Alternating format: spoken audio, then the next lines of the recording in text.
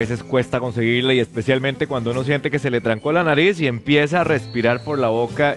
Y bueno, quienes hemos padecido esto sabemos lo que estamos hablando. Pero ¿cuáles son los males respiratorios justamente por respirar por la boca? Que invitamos al doctor Luis Ugalde, el neumólogo, que nos va a aclarar. Doctor, ¿cuáles son las principales causas que nos producen respirar por la boca? Hay que recordar que nosotros respiramos por la nariz por varias razones. Una de ellas es para calentar el aire, ¿sí? Y para filtrar partículas. La boca está hecha para alimentarse y en algunas ocasiones cuando hay una necesidad, pues respirar poquito, por la boca. Sí, para que no... Por ejemplo aquí, doctor. Como estamos viendo acá en la imagen, el aire fluye de la nariz hacia los pulmones. Entonces, ¿qué es lo que pasa cuando se tranca la nariz? Nosotros tenemos una estructura que es el tabique, que es el huesito que está justo en el centro de la nariz. Y a la par hay unos cornetes. Y en los cornetes, cuando estas estructuras ¿Estos son los de acá, cornetes? estos son los cornetes.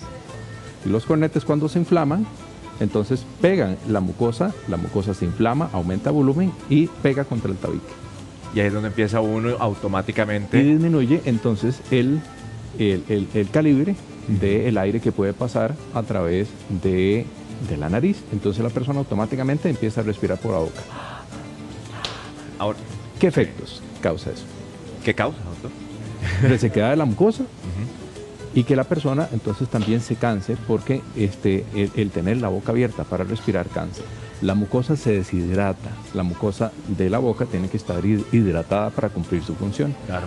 Cuando se deshidrata, inclusive puede tener microfracturitas, pequeñas hendiduritas, donde también es más factible que aparezca o una infección o una irritación en las amígdalas, en la lengua o en la mucosa. Se dice que la nariz funciona como filtro, ¿verdad? Entonces Claro. uno empieza a respirar por la boca y entonces ahí se puede hasta bichillos en el ambiente, se los traga uno también, por ponerlo así, algún virus, doctor, que esté en el ambiente. Bueno, igual podría Pasa pasar, así. ¿verdad? Igual podría pasar Con por la la inhalación, nariz, con la ¿verdad? Pero nariz. digamos, la función de la nariz sobre todo es para partículas un poco más grandes. De hecho, Ok. para eso tenemos algunos vellitos pequeños en la nariz y el plexo, se llama plexo a una cantidad de vasos capilares que hay en la nariz, entra el aire, lo calienta, lo filtra y lo deja pasar a los pulmones. Doctor, alguna gente habla de una relación entre respirar por la boca y males cardíacos. ¿Eso es así? Bueno, es que la trancazón de nariz es una manifestación de algo. Usted me dice, bueno, es que si soy rinítico. Yo no, bueno, vamos a ver un momentito. Es que Sí. hay otras circunstancias que pueden ver trancazón de nariz. ¿Como cuáles? Por ejemplo, bueno, si un paciente también tiene sinusitis y tiene una inflamación muy importante de la zona del drenaje hacia la nariz, entonces va a tener posiblemente obstrucción. Entonces eso no es una rinitis, es una sinusitis.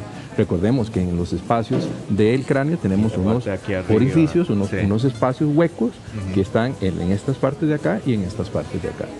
¿Qué pasa, por ejemplo, cuando el paciente tiene reflujo gastroesofágico? Bueno, usted me hablaba de eso, por ejemplo, yo lo desconocía, pero ¿qué pasa ahí, doctor? En el reflujo gastroesofágico, parte del líquido del estómago sube y puede llegar a producir tos. Pero si sube mucho más de las cuerdas vocales hacia arriba, entonces puede provocar una inflamación porque eso es ácido. Y el ácido, la mucosa nasal y la mucosa vocal, ni las cuerdas vocales están hechas para tolerar ácido. ¿Y Y al cuáles son? inflamarlas, ¡pluc! Y doctor, Se ¿y cierra. esos síntomas cuando ya sentimos ese ácido, cuáles son esos síntomas específicamente? Del síntoma principal del reflujo gastroesofágico es la tos. La tos. Es lo principal. Pero hay grados de reflujo. Hay unas personas que solo les dan una tosecita leve y hay otras personas que les dan una tos muy grande y hay otras personas que sencillamente arrancan y lo que le da es sinusitis o algún otro cuadro mayor, ¿verdad? Doctor, mucha gente, por ejemplo, cuando se va a acostar, siente que se le tapa, ¿verdad? Se le tapa la nariz y ya no Claro. pudo, pero tiene que descansar. O sea, obviamente el sueño no es tan reparador, pero, Claro. pero ¿cuál es la consecuencia de hacernos los locos y decir, bueno, me voy a acostar, yo sé que se me va a tapar la nariz y no pasa nada?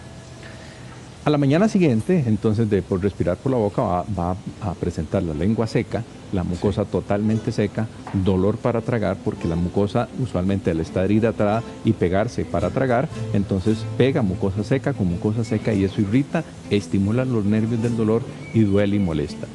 Va a pasar varios días con La cara dolor. espera. Exacto, con una sensación de carraspera, de incomodidad, de dificultad para tragar. Entonces, eso también en algunas personas, de acuerdo al cuadro clínico, puede llevar a una consecuencia o inclusive a alguna infección, ¿verdad? Porque entonces la mucosa se reseca. La mucosa, para que funcione y se defienda, tiene que estar hidratada y protegida. Doctor, ¿y cómo hago yo la diferencia de que es una, no sé, para ponerlo sencillo, una tapazón ahí momentánea versus algo más crónico? Un problema crónico. Excelente la pregunta. Bueno, parte también incluye la historia clínica del paciente, ¿verdad? La historia que ofrezca el paciente y la cronicidad del cuadro. Me explico. Digamos, hay pacientes que dicen, sí, es que siempre en esta época del año siento que se me tapa la nariz, estamos en invierno y siempre con los cambios de clima me pasa. Ahora con los ventoleros uno siente inmediatamente que se tapa. O ahora con el tema de la ceniza, siempre que ha pasado esto se me tranca. Ok. Bueno, otro paciente te dice, mire, siento trancado acá, nunca me había pasado y además tengo unas gotitas de sangre. Eso es diferente, ¿ya? Porque también las trancazones pueden deberse a situaciones, no es siempre lo más frecuente, pero digamos, lo más frecuente son los pacientes riníticos. Pero en algunos casos, si se acompaña de otros síntomas de sangrado, de molestar, de inflamación en algunas zonas de la cara, puede traducir una enfermedad mucho más grave. Y eso sí hay que diagnosticarlo a tiempo. Ahora sí me preocupó porque, vamos a ver, con la trancazón en la noche, doctor, y amanece uno, y uno dice, mejor me voy a sonar la nariz, porque cuando uno suena la nariz siente como esa sensación de que se destapa. Claro. Pero realmente no ocurre. Pero cuando uno se suena la nariz, uno ve sangre, digamos ahí en el papel. Una cosa son unas estrías de sangre y otra cosa es tener siempre un sangradito que nunca habías tenido, ¿verdad? Entonces, cuando se desprenden la condición en la cual usted se suena la nariz, donde típicamente hace una presión positiva sobre la nariz, vieras que no es exactamente lo más adecuado de hacer. No, yo sé, entonces estoy todo mal, porque doctor, es que el tema de la trancazón es muy incómodo. Claro, porque bueno, pero es lo que nos, de alguna forma, estamos condicionados a hacer, a sonarlo en la nariz. Lo correcto, aunque suene un poco desagradable, es hacer presión negativa a través de la nariz, ¿verdad? Para no forzar y no hacer presión positiva. Tragar el moco, bueno, no se lo va a tragar uno, pero evidentemente lo bota, pero hay gente que se lo traga, doctor. Sí. Y cuando se traga empieza a sentir uno con estos fríos en la madrugada, que sale uno a pasear el perro, ¿verdad? Le pega el pie y tú empiezas a sentir como agitado y con una plemilla. Bueno, es que recordar que también aquí en Costa Rica es uno de los países de más alta incidencia de asma. Sí, bueno, lo decíamos. ¿Verdad? Entonces, y el asma está muy asociado a padecimientos como rinitis alérgica, ¿verdad? Y dermatitis. Entonces, es un tema que, pues, la alergia como tal en la parte de la nariz es clave. Entonces, no quiero dejar en el ambiente que solamente hay diagnósticos malos, no. Lo más frecuente son temas relacionados con la alergia en esta parte de... Bien alérgicos somos los ticos. Totalmente. Doctor, ahora, el tema de, volvamos a sonarse la nariz, si yo sistemáticamente hago todo eso en las mañanas, ¿qué estoy generando? Estás generando una presión positiva sobre la cavidad nasal. Ajá. Al hacer una presión positiva sobre la cavidad nasal, estás haciendo una presión positiva hacia los senos paranasales. Entonces, en lugar de que el moco fluya en su posición que debería tener, al hacer una presión positiva lo impactas sobre las paredes y no sentís un alivio porque entonces parte del moco sale, pero otra se impacta sobre las paredes. Entonces haces una presión positiva. En cambio, si hace una presión negativa inspirando, entonces el moco sigue el camino que debería seguir usualmente. Como se le tapa a uno un huequillo, ¿verdad? Entonces uno no siente que cuando estoy inhalando hacia, ¿verdad? Claro. Se está como despejando, o sea, todo lo contrario, ¿verdad? Es más, da hasta cólera de que no puede uno respirar bien. El sonarse la nariz usualmente es un alivio temporal, pero va a generar después más inflamación y más impactación. Doctor, y cuando la agua de esta sal marina se vuelve la mejor amiga, porque hay gente que no puede parar de usarla, ¿verdad? O utiliza eso o cierto spray, digamos, para despejarse la nariz. Lo que pasa es que hay ciertos también sprays nasales que unos están ideados para desinflamar y otros para hidratar. Cierto. Entonces, si hay una persona que crónicamente tiene sequedad en la mucosa nasal, aguas salinizadas, aguas que tienen con algunas sales medicadas, donde se pueden hacer enjuagues en la nariz o limpiar, pues eso refresca la mucosa, la mantiene hidratada y mantiene una mejor función de de la mucosa nasal. Doctor, en el caso de los niños, porque también es un tema interesante y mucha señora en casa debe estar preguntándose, ¿verdad? Se acuesta chiquillo, pero y tiende a respirar por la boca, ¿verdad? Y lo ve y entonces lo siente agitado, porque está chiquillo ahí respirando, la nariz tapada. ¿Qué puede hacer la señora en ese caso? Hay que hacer la diferencia en este caso también si el niño es asmático, si el niño es rinítico o si tiene hipertrofia adenoidea. ¿Los chiquitillos pueden ser riníticos, doctor? Ah, sí, claro.